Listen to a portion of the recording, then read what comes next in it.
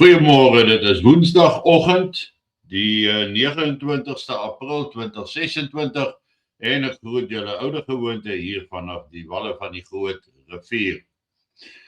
As ons wyd kyk na oorsee, Midde-Ooste spesifiek, dan sê Al Jazeera vir ons dat daar goeie kanse is dat die vredesonderhandelinge sal voortgaan en dat dit lyk asof die jongste voorwaardes wat gestel word, aanvaar kan word. Maar CNN sê, Trump sal waarskynlik alle voorstelle verwerp. Feit van die saak is, die skietstilstand tussen Amerika en Iran hou nog op die oomblik en daar het nog niks verder weer gebeur nie. Hier op eie bodem is dit natuurlik weer tyd, werkersdag, eerskomende Vrydag die 1ste, en ons sien dan ook dat daar 'n waarskuwing uitgegaan het vanaf Operasie Dadula, wat buitelanders waarsku dat van die 28ste af, dis nou hoeka vandag, tot die 4de Mei, gaan hulle die lewe moeilik maak vir enige buitelanders. Ons weet dat Operasie Dadula het ten doel om van die buitelanders ontslae te raak, om geriewe vir hulle te ontsê en winkelfasiliteite en so meer, want hulle voel die buitelanders kom van die Suid-Afrikaners se werk af, maar dit sou nooit nodig gewees het indien die Suid-Afrikaners nie so lui was om te werk nie. Hulle wil mos dit verniet hê. Die gevolge is dat die Nigeriese regering, Nigerians in South Africa have been told to stay indoors and shut their businesses as xenophobic attacks escalate.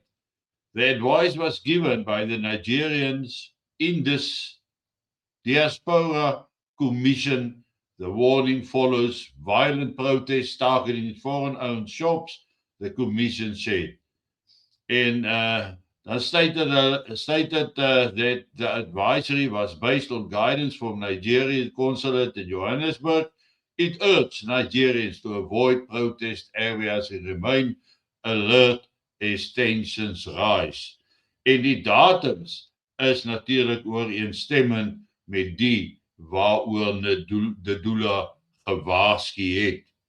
Diaspora beteken wanneer mense van dieselfde volk oor 'n groot wêrelddele versprei is. Met ander woorde, die verspreiding van Nigeriërs oor Afrika en in hierdie geval spesifiek dan in Suid-Afrika.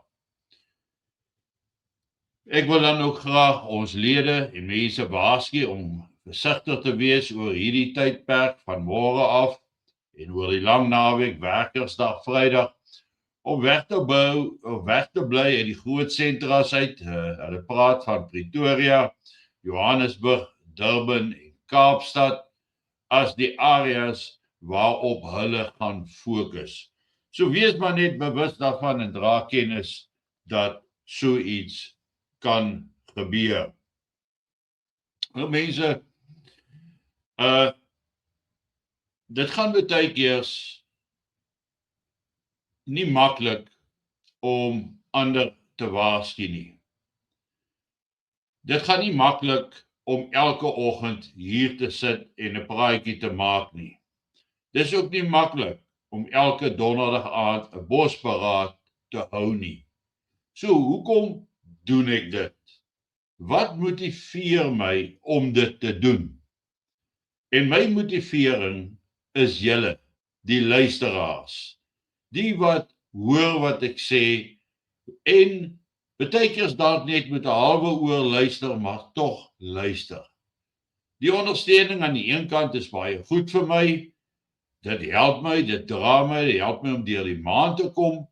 Maar aan die ander kant is dit vir my 'n soort van 'n verpligting om daagliks met julle te kommunikeer en julle op hoogte te hou van wat in die wêreld en wat in Suid-Afrika aangaan. Die afgelope naweek het ons weer eens tydens ons bevelskonferensie maar net besef hoe groot is die invloed werklik van die gebeure in die buiteland en die gebeure nasionaal in ons oorlewingsplan. Dat die een die ander definitief sal affekteer, soms in 'n groter mate, soms in 'n kleiner mate, maar dat daar niks in die buiteland gebeur wat ons nie hier gereflekteer sien nie. Ons voel die brandstofpryse, ons voel reeds 'n stygings in sekere produkte. Ons is bewus van groot probleme met brandstof ten opsigte van oes nie. Daar's boere se lande wat nog onder water staan en ons kan nie anders as om te wonder waar kom hierdie swaar neervalle hierdie tyd van die jaar vandaan nie. Dat riviere nog steeds voluit loop. Die groot rivier hier waar ons is nog chock-en-block vol. Maar dit gaan nie oor die riviere as sulks nie, dit gaan oor dit wat ons moet vir ons mense kan doen. Die belangrikheid daarvan om mense attent te maak op 'n situasie waaroor niemand anders wil praat nie. Jy gaan nie op News24, RSG, ENCA, Marula Media, gaan jy nie van hierdie goed waaroor ek praat, gaan jy nie hoor nie. Want dis asof daar net oor die mooi, lekker dinge gepraat moet word. Die bietjie goed wat daar is, wat werk. En dit raak al hoe minder, al hoe skrapser. Ek sien Marula Media het 'n kolommetjie waarin hulle sê, lekker goede, dit wat jou laat goed voel. Maar 'n mens het sulke dinge ook nodig. Maar jy mag jou nie blind staar aan hierdie goeie dinge nie. Want daar is 'n verantwoordelikheid wat jy het in opsigte van die mense rondom jou, om te sorg dat jy ingelig is oor waar staan ons met die werklike situasie, die invloed uit die buiteland uit, die gevolge van besluite wat geneem word op wêreldvlak op ons mense hier in die suidpunt van Afrika. Maar dan ook kennis te neem dat daar interne striwelinge is soos operasie De Doele wat voluit wil gaan vir hierdie buitelanders waarvan daar reg oor die land in haas elke dorp massas Pakistanis, Nigeriërs, jy noem dit, hulle kom daarvoor. Wat doen die Pakistanis? Wat doen die Nigeriërs om hulle eie gemeenskappe binne 'n gebied soos Suid-Afrika, Johannesburg byvoorbeeld te beskerm? Hulle vorm groot syndikaate, bendes, groeperinge. Hulle bewapen hulle self om weerstand te kan bied sou daar aanvalle van die Suid-Afrikaners op hulle kom. Ons weet die Mosambiekers het ook sulke groepe. Ons weet dat die Zamas ook hulle eie militante groeperings vorm, gewapende groeperings wat rondgaan en na hulle eie belange omsien. En ons polisie is lam gelê en kan nie hierdie groeperinge beheer nie.